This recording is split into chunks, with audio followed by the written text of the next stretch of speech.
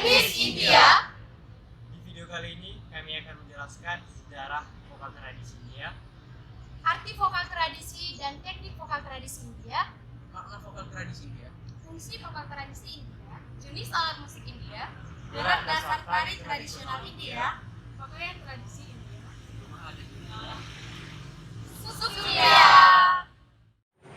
Namaste, मेरा नाम Bobby Gabriel Saragih.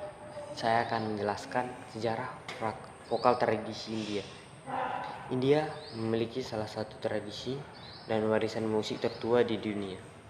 Seorang dapat menemukan asalnya dalam Veda atau naskah kuno, dikenal sebagai Sangit.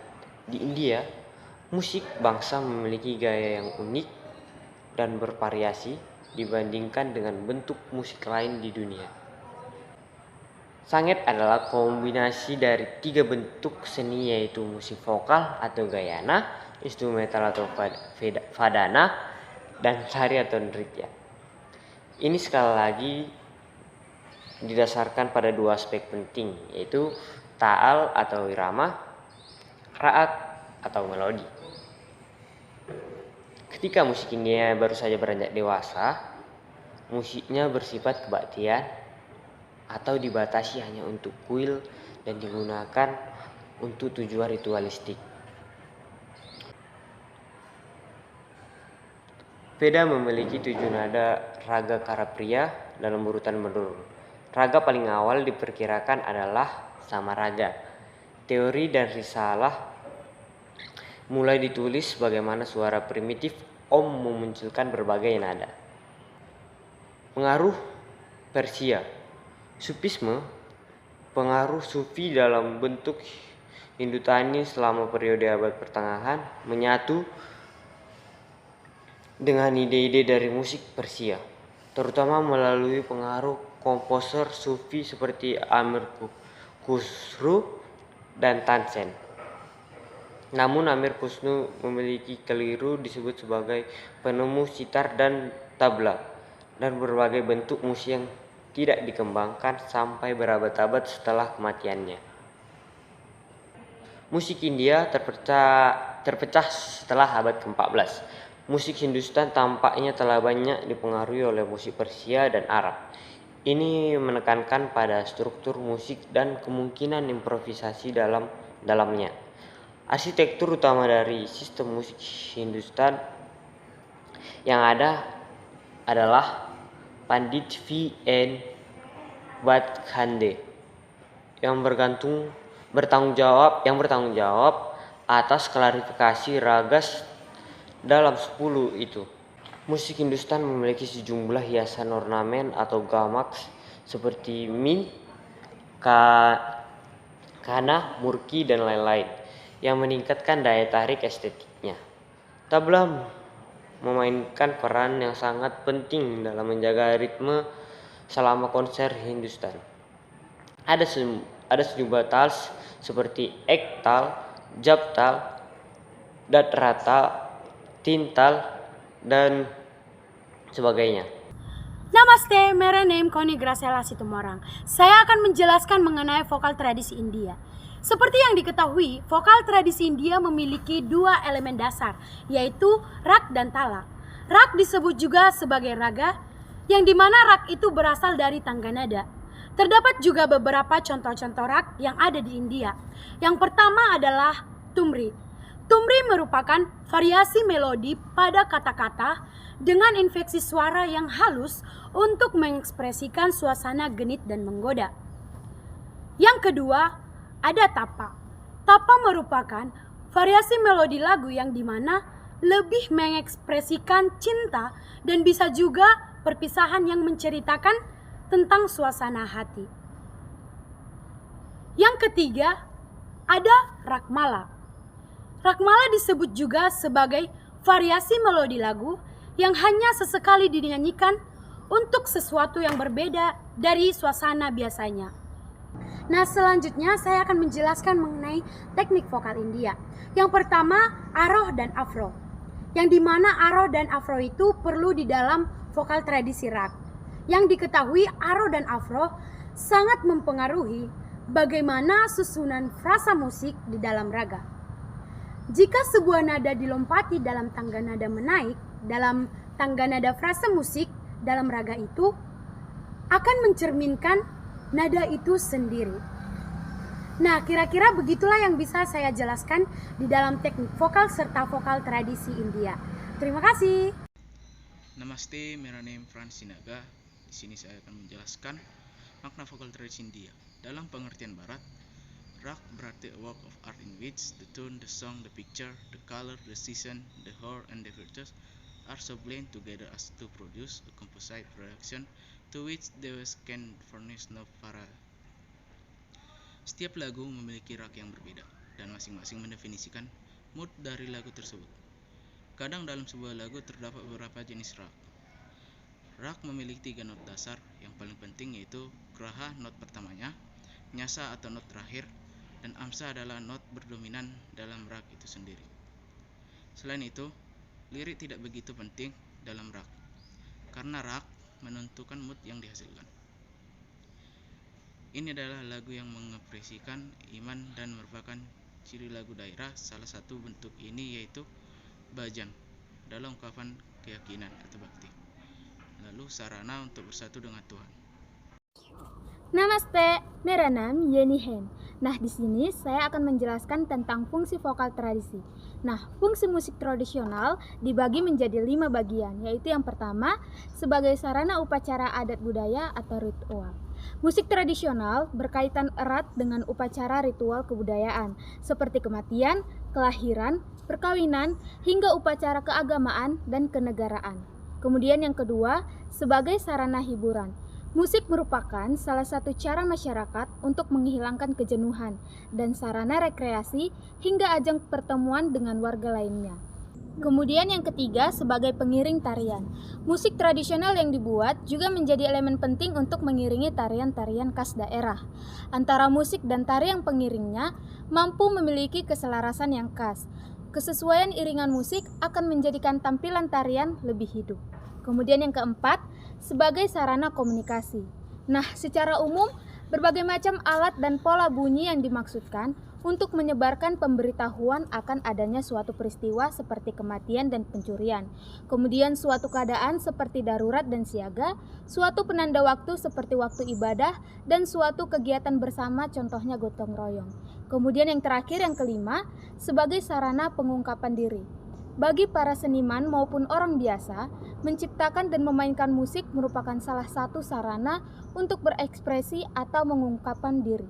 Melalui musik, mereka dapat mengungkapkan perasaan, emosi, impian, pikiran, gagasan, cita-cita, suka duka, keluarga, dan Tuhan. Sekian penjelasan dari saya, terima kasih. Namaste, मेरा नाम Silpi Hen. Di sini saya ingin menjelaskan 5 alat musik India. Yang pertama itu ada bansuri.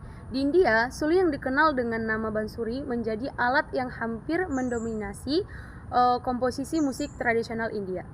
Pandit Panalal, Ghosh, Hari Prasad, Kauriya merupakan beberapa peniup bansuri yang populer di India. Alat musik ini termasuk aerophone. Yang kedua itu ada tampura. Tampura merupakan alat musik tradisional yang digunakan untuk mengiringi sebuah nyanyian.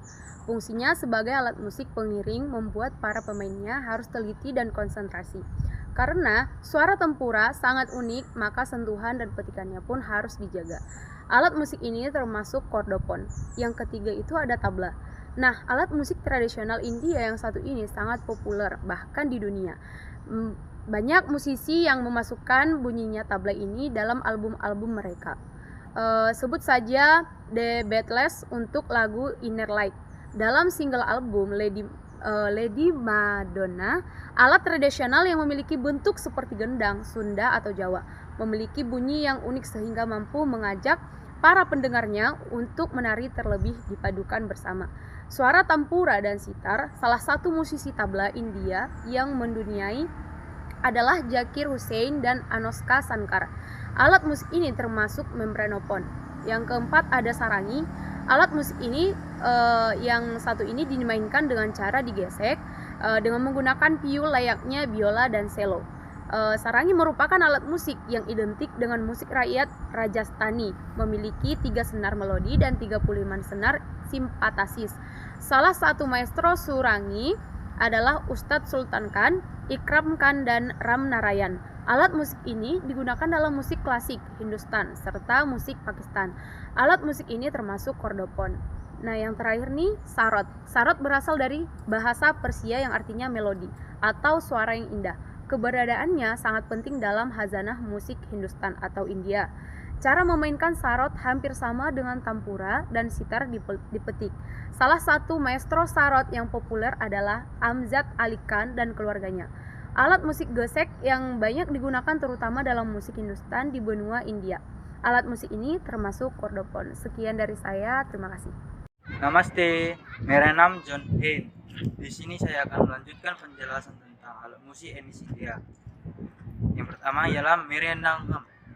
Alat musik tradisional India yang satu ini terbuat dari sebuah batang kayu dan masyarakat Hindustannya mengenalnya sebagai alat musik yang dinamakan mridangam, yaitu sebuah alat perkusi yang memiliki dua permukaan pukulan yang digunakan untuk mengiringi melodi dalam komposisi tradisi atau tradisional India. Seperti halnya seperti tabla, bisa digunakan dengan ketukan, jemari, telapak tangan, dan pukulan yang menekan ke dalam permukaan membrannya pada kulit. Namun perlu kemampuan dan ketelitian dalam tuning membran kulitnya sehingga memiliki suara yang baik, dan keberadaan instrumen merendangan sangat penting untuk mengiringi dalam musik tradisional India. Alat musik ini terdapat dan terletak di Indian bagian selatan atau disebut kota Karnataka. Selanjutnya, dolak. Peran dolak sangat penting dalam komposisi musik tradisional, khususnya India dan itu India bagian utara. Dolak memiliki bentuk hampir sama dengan meridangan, seperti contoh di atas tadi, tabla atau gendang. Hanya saja membrangnya dituning sangat kencang sehingga suaranya nyaring dan melengking. Sementara kekencangan dan sebuah dolak ini sangat ditentukan oleh cara permainannya, yaitu penuningannya yang menggunakan tali kulit sebagai tarikannya. Selanjutnya, alat musik selanai. Alat musik ini adalah alat musik tiup yang salah satunya dipopulerkan oleh musisi legendaris yang bernama Ustadz Bismillah Khan.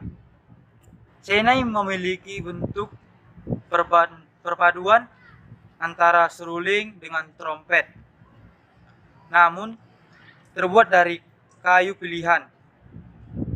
Senai merupakan alat musik yang digunakan untuk mengiringi prosesi keagamaan seperti pernikahan atau acara-acara tradisional di India. Selanjutnya, alat musik sitar. Sitar merupakan alat musik tradisional yang mengharumkan India atau terkenal di India di bagian Kanaja. Tentu saja hal ini sinar dimungkinkan sebagian dari perjuangan musisi di India, yaitu sebagai komposisi kontemporer yang berdarah di India. Alat musik ini yang dicintai musik nenek moyangnya, yang disebut nenek moyangnya adalah Saja Rafai Shankar, bandit dan generasi muda seperti Aunaka, Shankar, dan raja-raja yang lainnya. Mereka memainkan sitar ini dengan indah dan mewakili sisi kedamaian dan spiritual India. Sitar dimainkan dengan cara dipetik, layaknya tampura dan sarod. Sitar adalah musik tradisional yang mendominasi musik rakyat India. Yang terakhir adalah gatam. Gatam ini adalah sebuah alat musik. Banyak yang mengira gerabah atau kendi. Alat musik satu ini hanyalah wedahan atau beras atau palawija, karena di India Alat musik ini disebut gatam atau kendi. Alat musik ini merupakan alat musik tradisional. Gatam merupakan alat yang memberikan warna khas pada musik India. Alat musik ini terletak pada bagian India yang bagian selatan. Bahkan beberapa sumber menyebutkan gatam telah ada sejak zaman Ramayana. Sehingga alat musik ini dimasukkan ke dalam satu alat musik tradisional tertua di India. Alat musik ini cara memainkannya hampir sama dengan tabla, dolat, dan biringangam. Yang cara memainkannya dengan jari ataupun telapak tangan. Sekian penjelasan saya tentang alat musik tradisi India. Terima kasih. Namaste. मेरा नेम करण लारिस्मा है। मेरा नाम Ishak है। Sub dopeher arhem sabiko subakamen. Terima kasih. Pada kesempatan kali ini, saya akan membahas sedikit tentang gerak dasar tari India. Sebelum masuk ke dalam pembahasan lebih lanjut, terlebih dahulu kita harus mengerti apa sih gerak dasar tari itu. Gerak dasar tari merupakan unsur pokok atau unsur penting dalam tari yang mewujudkan tarian yang utuh dan menciptakan keindahan. Perlu diketahui bahwa setiap tarian memiliki gerak dasar yang bervariasi atau berbeda-beda. Contohnya, pada tarian tradisi India ada beberapa gerak dasar, seperti yang pertama gerak dasar memutar lampu bohlam. Contohnya, satu tangan diangkat ke atas, lalu pergelangan tangannya memutar-mutar layaknya memutar lampu bohlam. Tak hanya itu, telapak tangan lainnya juga dapat ikut berputar, kemudian putar-putar satu tangan lagi seolah membuka pintu. Gerakan yang kedua, mencuci baju lalu menjemurnya. Contohnya, bayangkan Anda mencuci baju dengan tangan dan lalu menjemurnya. Kedua tangan bergerak bersamaan ke atas dan ke bawah. Gerakan yang ketiga, seperti menyiram pohon. Contohnya, menyundurkan tangan kanan maju mundur seolah menyiram pohon. Satu tangannya diletakkan di sebelah kuping sambil diputar-putar pergelangannya. Yang terakhir, gerakannya seperti naik sepeda motor. Bergayalah layaknya pembalap. Kedua tangan seolah-olah memegang stang motor sambil ngegas. Jangan lupa sambil putarkan badan Anda. Ada beberapa contoh tari tradisional India seperti Kuchipudi, Kathak, Bharatanatyam, Kathalik, Manipuri, Odissi, Mohini Attam, Gomar Garba, dan Kachigodi.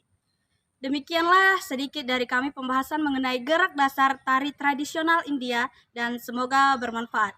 Syukriya. Namaste, मेरा name Indah Heng. Di sini saya akan menjelaskan tentang pakaian adat etnis India. Busana India dikenal dengan ciri warna yang terang dan kaya tenunan dan sulaman benang, emas, perak, dan batu-batu permata. Salah satu busana India yang dikenal adalah sari. Sari adalah busana India yang panjangnya sekitar 5,5 meter dan lebarnya sekitar 1 meter yang dilingkarkan pada tubuh seperti layaknya rok yang besar dengan ujungnya yang diselangkan ke atas bahu. Warna sari memiliki arti tersendiri. Warna sari secara tradisional penting di masa lalu. Misalnya sari putih dikenakan oleh seorang janda Hindu dan melambangkan keadaan berkabung. Merah dipakai selama pernikahan dan juga dikaitkan dengan kesuburan. Sari kuning dipakai untuk melakukan praktik pertapaan selama periode setelah melahirkan. Sari hitam dikatakan mewakili keadaan kesedihan. Pola sari memiliki arti. Pola yang digunakan dalam sari secara tradisional penting karena setiap pola mewakili sesuatu. Di banyak sari, misalnya motif gajah yang memiliki air dan kerajaan. Di sisi lain, pola termasuk burung beo mewakili gairah. Selanjutnya, pola ikan pada sari yang melambangkan kecerdasan dan kesuburan. Busana pengantin India adalah dhoti untuk laki-laki. di hari perkawinan laki-laki India memakai dhoti dilengkapi dengan pagri. Dhoti dibuat dari lembaran kain putih yang panjang.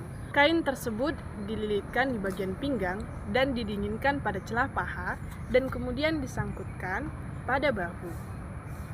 Kain tersebut dihias dengan manik-manik kecil supaya kelihatan menarik sebagai pelengkap busana pengantin pria. Diberikan pagri atau sorban atau penutup kepala. Pagri juga diterjemahkan sebagai pagari, yaitu sorban yang digunakan di anak benua India. Ini secara khusus mengacu pada hiasan kepala yang dikenakan oleh pria dan wanita, yang perlu diikatkan secara manual. Nama lain termasuk sapo, digunakan sebagai simbol kehormatan. Selain itu, ada juga pakaian lainnya yang digunakan selain sari. Yang pertama, kurta pajama adalah pakaian yang digunakan oleh pria dalam bentuk setelan utama dan bawah dengan atasan seperti jubah, namun dengan ukuran lutut dan bawahan dalam bentuk celana panjang. Piyama kurta umumnya digunakan di seluruh India dalam tugas sehari-hari, pesta atau upacara formal, sehingga tidak heran apabila kita melihat pejabat-pejabat di India menggunakan pakaian tradisional ini. Yang kedua, sherwani adalah sejenis jubah panjang yang dikenakan oleh laki-laki. Sherwani memiliki aksesoris berupa sulaman benang emas di bagian dada. Pakaian sherwani ini biasanya digunakan dalam kegiatan-kegiatan resmi. Yang ketiga, piran adalah pakaian tradisional dari Kashmir dalam bentuk jubah yang tebal dan panjang. Pakaian ini adalah pakaian hangat yang dikenakan selama musim dingin di Kashmir. Pakaian ini bisa dipakai oleh pria dan wanita. Pakaian wanita jauh lebih hidup dan terbentuk, sementara pakaian pria biasanya sederhana. Yang keempat, sarara adalah bawahan bordir longgar yang memiliki lipatan. Bawahan biasanya digunakan dengan pakaian kamis. Sarara adalah pakaian konvensional di Lucknow, sebuah daerah di India. Sedikit mirip dengan rok pada umumnya yang terlihat mencolok barangkali dari ukuran atau kelebaran rok. Hingga saat ini, perempuan India masih banyak yang mengenakan sarara, baik untuk menghadiri sebuah acara atau digunakan hanya untuk kegiatan sehari-hari. 5. Lungi adalah pakaian yang terbuat dari sutra. Pada umumnya, masyarakat India menggunakan lungi sebagai baju di musim panas. Mengingat baju ini tipis dan sangat mudah digunakan, sehingga tidak membuat badan berkeringat. Apabila diperhatikan, lungi ini digunakan seperti sarung, di mana hanya terdiri sehelai kain yang digunakan untuk menutupi bagian bawah. Dalam kata lain, sebagai pengganti celana. 6. Gagra atau lebih dikenal sebagai lehenga, biasanya digunakan oleh individu Rajasthan dan Gujarat. Ada banyak bentuk pakaian ini, salah satunya adalah gagra bersulam yang biasanya digunakan pada pernikahan. Gagra dapat kita lihat dalam film-film Bollywood, di mana kaum perempuan dalam melangsungkan pernikahan menggunakan pakaian ini.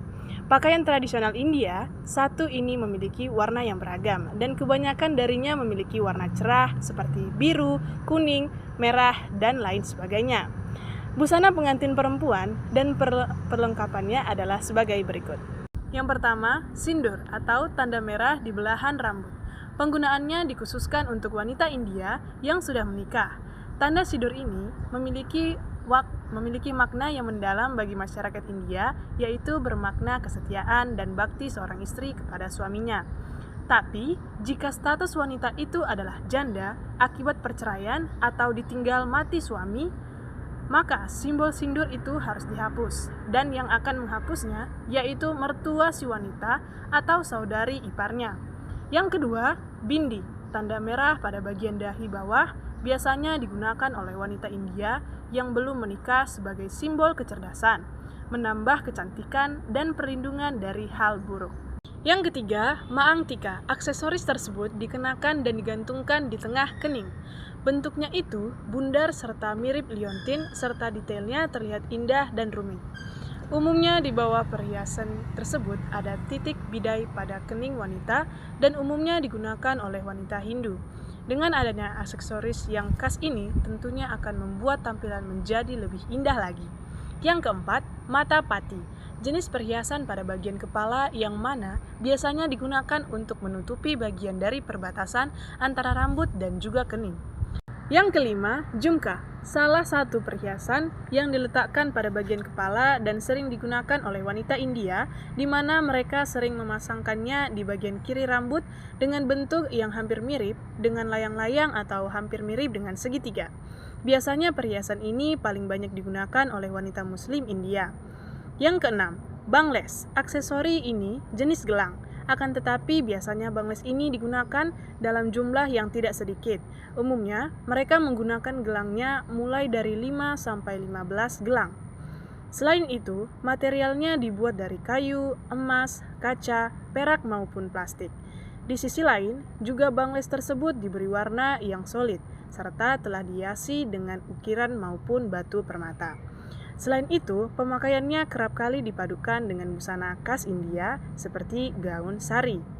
Akan tetapi, tentunya tidak ada salahnya apabila kamu memadukan aksesori tersebut menggunakan busana modern. Yang ketujuh, dupatta adalah scarf maupun bisa juga disebut selendang dari India. Selendang ini mempunyai fungsi asli sebagai penutup dada maupun kepala. Di sisi lain, umumnya wanita negara India yang menggunakan salwar kamis akan menggunakan selendang panjang baik di kepala maupun leher. Dupatta ini merupakan kain dengan material yang ringan serta ukurannya panjang dan juga memiliki motif khas India. Ketahuilah sekarang, dupatta ini kerap kali digunakan untuk berbagai macam acara, termasuk sebagai aksesoris pengantin modern di pernikahan modern. Yang kedelapan, nose ring, berbentuk cincin maupun anting yang kecil. Di sisi lain, nose ring ini juga sering digunakan oleh wanita di berbagai acara tertentu, termasuk acara pernikahan. Bukan hanya itu, biasanya mereka menggunakan ukuran yang cukup besar, walaupun penggunaan ini tidak wajib untuk wanita Hindu. Sehingga artinya penggunaan tindik pada hidung tersebut sudah dilakukan sejak zaman dahulu. Yang kesembilan, henna atau mahndi. Riasan henna ini memiliki arti yang tidak hanya untuk menambah kecantikan calon mempelai wanita, tapi juga sebagai simbol untuk mendapat keberuntungan. Namaste, मेरा नाम Jeremy Hein. Baik, saya akan menjelaskan soal 5 rumah adat India. Yang pertama adalah wetus atau wigwam. Wetus adalah rumah tradisional yang dipakai oleh Algonquian Indians di daerah yang berhutan cukup lebat. Wigman yang berarti rumah dari bahasa suku Abenaki atau Wetu, yang juga berarti rumah dari bahasa suku Wampanoag. Wigwams adalah rumah yang tergolong terkecil. Tingginya kurang lebih 3 meter, kerangkanya terbuat dari dahan pohon yang dibentuk seperti kubah. Lalu, kerangka yang sudah jadi ditutupi dengan kulit kayu. Wigwam biasanya ditempati selama beberapa bulan. Biasanya juga seiring dengan pergantian musim, para penduduk akan mencari tempat yang lebih bersahabat dan meninggalkan rumahnya. Yang kedua adalah langhouse. Langhouse cukup terkenal untuk kategori rumah tradisional.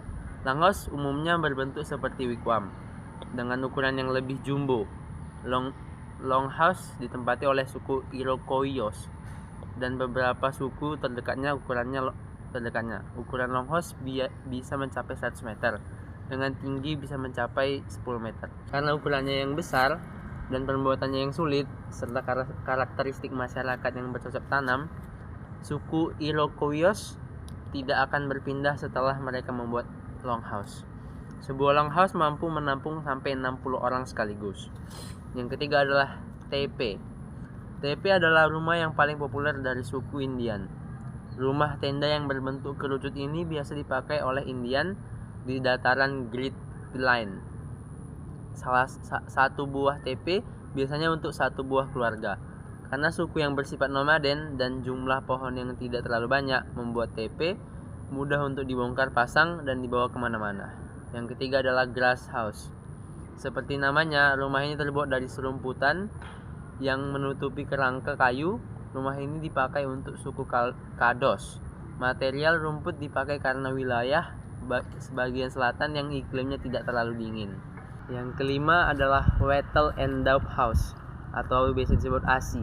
Wattle and daub house adalah metode bangunan komposit yang digunakan untuk membuat dinding dan bangunan di mana Kisi anyaman dari potongan kayu yang disebut wetel, dari beberapa kombinasi seperti tanah basah, tanah liat, pasir, kotoran hewan, dan jerami. Wetel dan daub telah digunakan setidaknya selama 6.000 tahun dan masih merupakan metode konstruksi yang penting di banyak bagian dunia. Namaste, मेरा name Silpi Heng. Di sini saya melanjutkan pembahasan tentang rumah adat India. Yang keenam itu ada Chikas. Chikas adalah rumah tradisional Seminole Indians. Bentuknya sangat sederhana, hanya terdiri dari atap dan beberapa tiang penyangga. Lantainya tidak menyentuh tanah, berfungsi untuk melindungi penghuninya dari binatang-binatang rawa. Yang ketujuh ada Puboles atau Adabo House. Puble adalah rumah yang dipakai suku Pable Indians, terdiri dari lumpur dan dibuat berbentuk kompleks rumah yang sudah memiliki sistem tata kota yang cukup modern. Yang ke-8 ada Earthen House. Rumah ini terlihat seperti gundukan tanah ditinggali oleh suku Sioux dan Napazo. Bentuk yang seperti digundukan tanah dikarenakan sedikitnya jumlah pepohonan yang berada di tempat mereka tinggal. Kesembilan itu ada rumah bagi para pengembala atau tipes. Para pengembala buffalo atau kerbau khas Amerika akan mencari tempat dengan rumput yang subur untuk ternak mereka, dan biasa tinggal di rumah tipes ini. Memiliki bentuk kerucut dan menggunakan rangka kayu berselimut kulit buffalo. Rumah ini juga dirancang agar dapat dibongkar pasang dengan mudah dan cepat. Sekian dari pembahasan untuk rumah adat India. Terima kasih. Sekian dari kelompok kami. Syukriya.